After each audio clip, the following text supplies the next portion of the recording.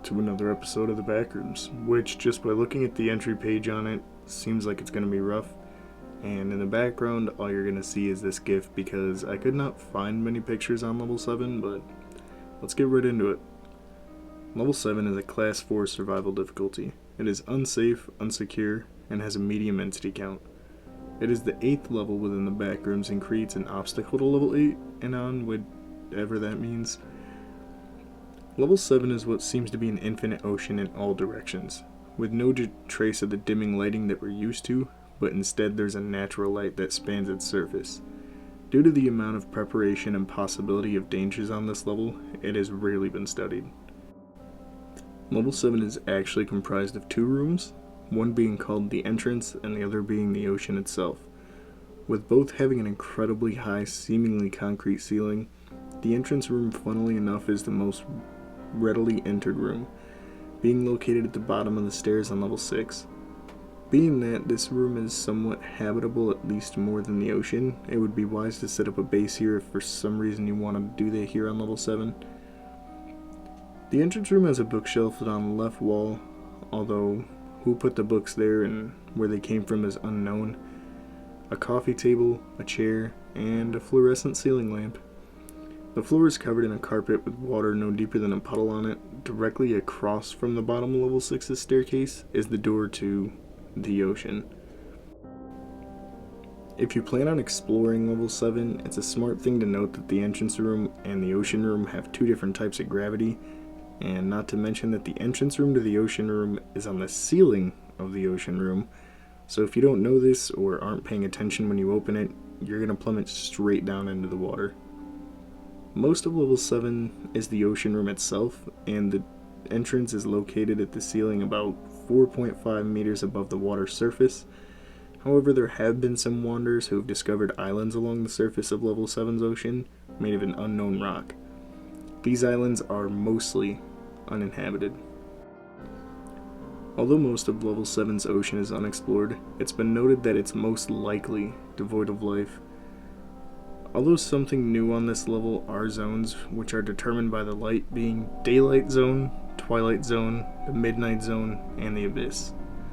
The Daylight Zone is most light within level 7's ocean, but very little else is known about this zone. The Twilight Zone is located just below the Day Zone, and I do mean below. It is about 1 kilometer below the surface of the water, and this section is where it begins to get dark and cold. But if that wasn't enough, you'll also find bones and skeletons here. Lots and lots of them, belonging to fish and humans and humanoid creatures, most of which having scratches on them, so take that as you will. The humanoid skeletons seem to have mutations such as longer jaws, claws, fangs, and flippers. The pressure here is not enough to crush a human, so what did this is almost unknown. The Midnight Zone is darker and colder, and the zone goes even deeper, being 3 kilometers below the Twilight Zone, so about 4 below the surface itself. Although incredibly dark here, it has been noted that there are more skeletons, this time mainly in the humanoids we talked about from the Twilight Zone, but also there is a skeleton of a fish that is so massive in size it has only been described as incomprehensible. And for the final zone we have the Abyss. This zone is 7 kilometers below the ocean surface, and it is recommended to avoid this at all costs, with its levels of danger being completely unknown and its longest exploration lasting just about 2 minutes. The skeletons of the humanoids appear to be here as well, although most of them have been known to be corroded and melted of some unknown reason. And as far as scenery goes, you can find there is said to be mountains of tar and unknown rock, along with a bubbling from an unknown source. There's also a rumor of a cave here that is being spread around that leads to level 8. Although how deep exactly level 7 goes is unknown, members of the BAS have noted synthetic fibers floating around at midnight in Abyss zones, suggesting that somewhere there's a carpeted floor. As for entities, for many years it was thought that the infamous Thing on level 7, as it was called, was the only entity here, but now it is said to be 2 entities. The Thing and Tiny, both matching each other in speed, strength, size, and awareness, so it's best to avoid these if possible. After all, they are the reasons the ocean is uninhabited. Tiny exclusively hunts within the daylight and twilight zones, and the Thing only hunts in the abyss and midnight zones. It seems as if they've come to some sort of agreement and understanding. Somehow, neither of them hunt outside of their designated zones. As for survival in the ocean, you should set up camp in the entrance. Use a rope or a ladder to get back, as it's really the only way. And although the water temperatures aren't lethal, they are cold, and prolonged exposure can cause illnesses. The oxygen on level 7 somehow causes people to be able to hold their breath for about 30 minutes, making water exploration a lot easier without gear. Now, if fighting Tiny, you should note that he has exceptional hearing, and if fighting the Thing, note that it has sensitivity to lights because it's always surrounded in the dark. Knowing all of this reduces risk while on level 7, but does not get rid of them.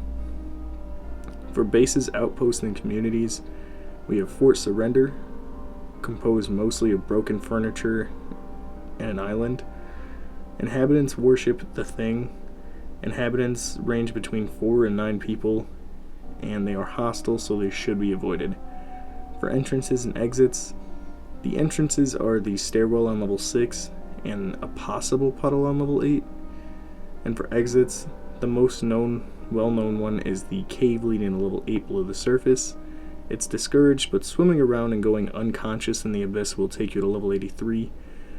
150 meters west and 150 meters down will lead you to level 9. This exit is usually surrounded by bones, so it's safe to assume that Tiny stalks this area, so just be careful.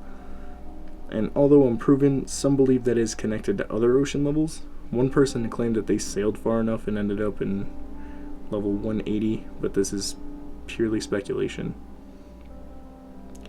Now that was a very long level, and if you've been around the channel for a while, you may know I have a real issue with the ocean, so this level was no fun for me, but interesting at the same time. Make sure to let me know what you thought in the comments below, and if you want to check out the information for yourself, the wiki.link will be in the description, as well as Brugly's channel link, as, you know, he's inspired this entire series. So, I hope you enjoyed, and I hope you're having a good day. If you're watching early on, have a good rest of your day. I'll see you in the next one, and until then, stay spooky.